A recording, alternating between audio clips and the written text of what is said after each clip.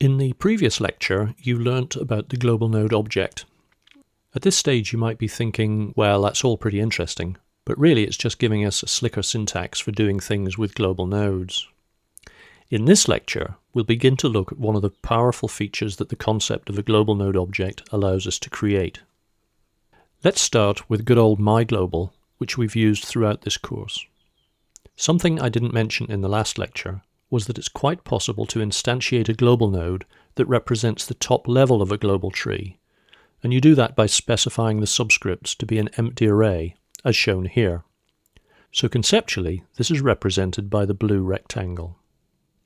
Now, if we were to achieve the desired goal, in other words, to be able to treat a global as a persistent JavaScript object, then we should be able to refer to the global node represented by this blue rectangle using the dot notation shown here. Well, let's try this out on my Linux Cache 2015.2 system. Over here in WinSCP, you'll see this script file, globalsdemo2a.js, which looks like this. So just as in the previous slide, it's instantiating the top level of myGlobal, and then requesting the value for the D, E2, F3 node by using JavaScript dot notation. So let's try running it. And unfortunately, as you can see, it crashed. If you look at the error message carefully, you'll see it's because myGlobal.d doesn't actually exist as an object. Well, there's good reasons for this. If this syntax was to work with this kind of property chaining, then each level would need to be a global node object. Now, myGlobal is one, of course, but D would also have to be one, as would E2 and F3. But we have a problem. We're up against the very flexibility of globals and their dynamic nature. When we instantiated this top-level global node for myGlobal, although in this instance it's a pretty small global, it would have been impossible to predict or determine in advance all its possible subscripts. Remember, there's no schema containing any metadata about this global that we can use, and we can't just exhaustively traverse every subscript in the global to preemptively define global nodes for every level in the global's hierarchy. Globals can be, and often are, massive. Multi-gigabyte or even these days multi-terabyte trees of nodes with hundreds of thousands or even millions of subscript values and with all sorts of levels of hierarchy are quite commonplace these days.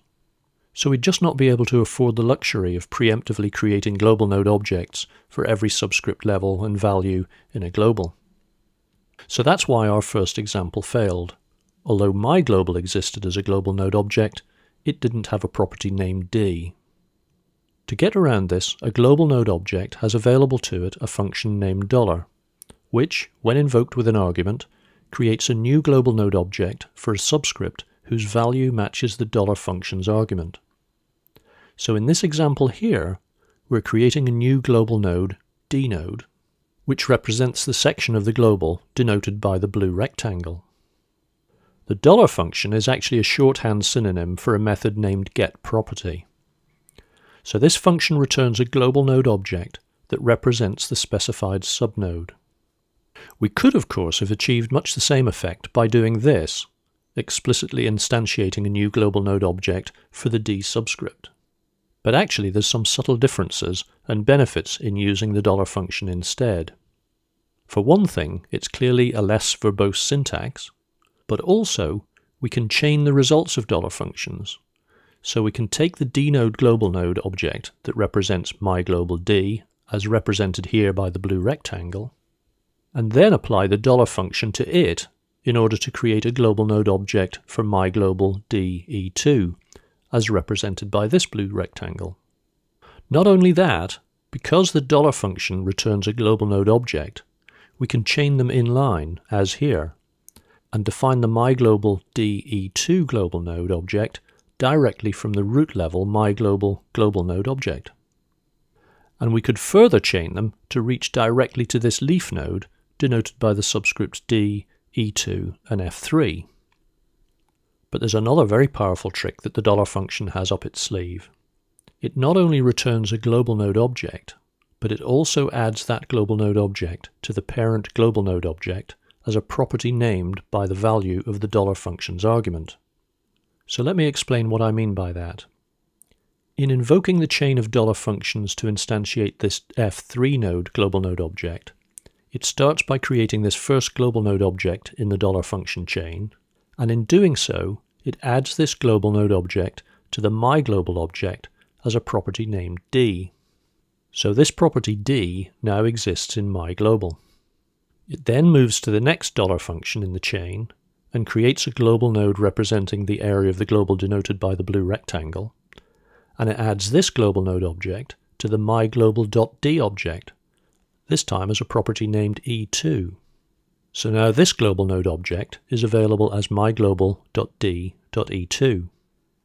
So what this actually means is that you only need to use the $function once for any specific subscript that you need to refer to. After that, it will be available to you using JavaScript object dot notation. So having invoked this chain of $functions to refer to this leaf node denoted by the blue rectangle, if we now want to refer to the F2 leaf node, which we haven't yet accessed, we don't actually need to do it this way using a full chain of $functions below the myGlobal global node.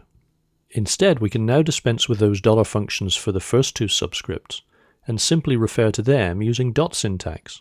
So the only $function we now need to use is for the F2 subscript, because this is the first time we've actually referred to it. And actually, this is significantly more efficient than re-invoking $functions for a second time, since the $functions will needlessly recreate the global nodes, which are there already for us to use. Of course, because the $function returns a standard global node object, each one has the primitive properties and methods we described in the previous lecture.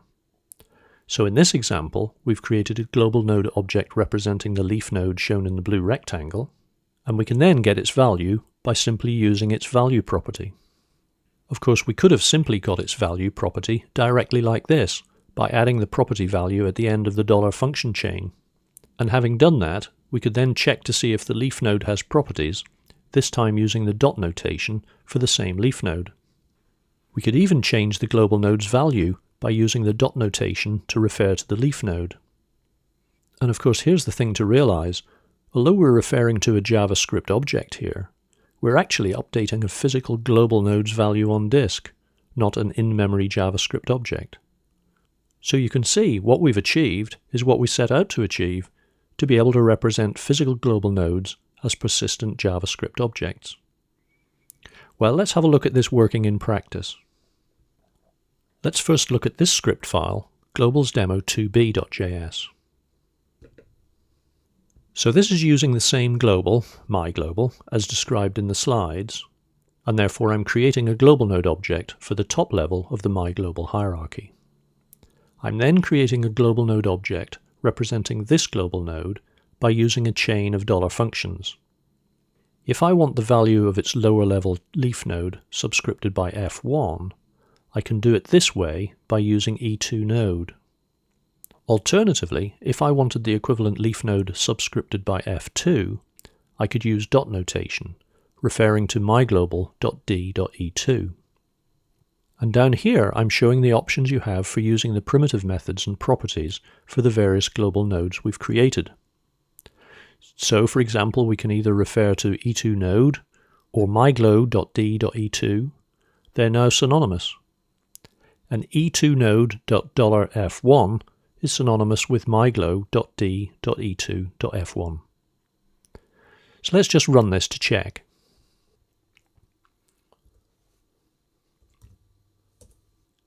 And here's the results. And please spend some time checking them.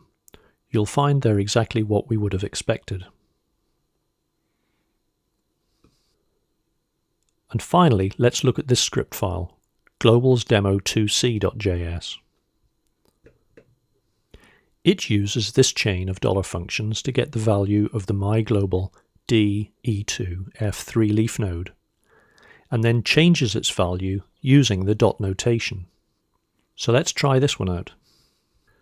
But first, let's look at myGlobal using the MUMPS shell to confirm what it contains.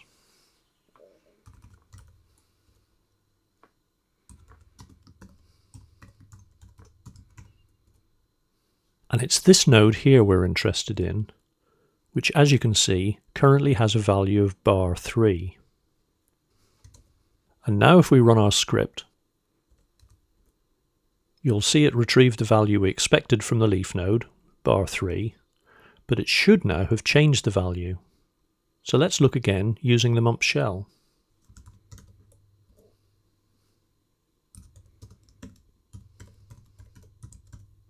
And sure enough, there you see it. Although we were using JavaScript object notation, it's changed the value on disk in this physical global. So that's it for this lecture, but there's still more powerful functionality available from this JavaScript projection of globals. In the next lecture, we'll look at one such feature, how much easier and intuitive it becomes when you want to traverse a global's subscripts.